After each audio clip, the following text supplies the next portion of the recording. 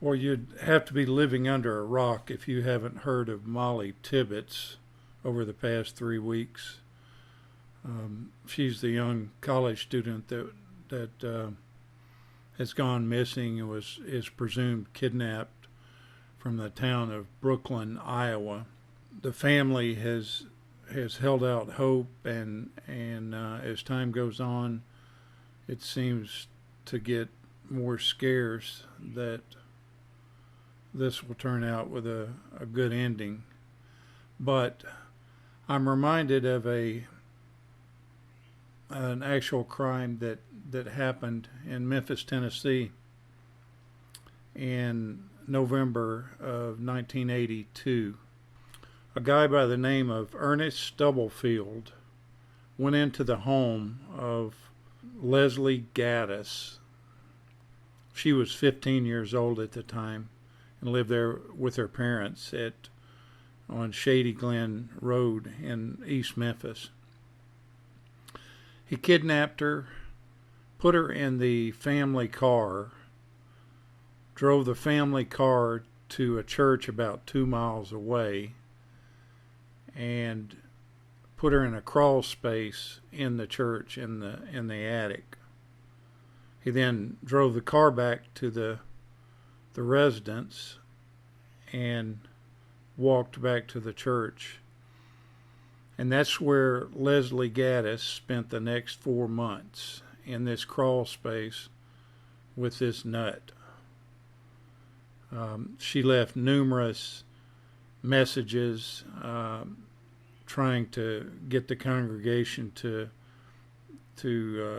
come to her aid, and I think they thought it was just a joke when they would see the notes, but she left numerous ones, and detailing where she was, that they were in a crawl space and that they came down at night and ate out of the church kitchen. Eventually, they were seen one night in the kitchen because the church members had noticed that food was missing, and they ended up rescuing Leslie after 4 months, and Ernest Stubblefield, escaped.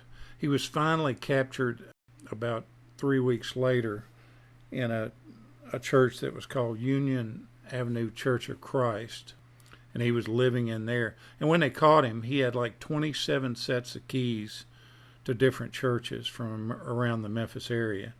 And I guess he basically lived in these churches and then ate their food.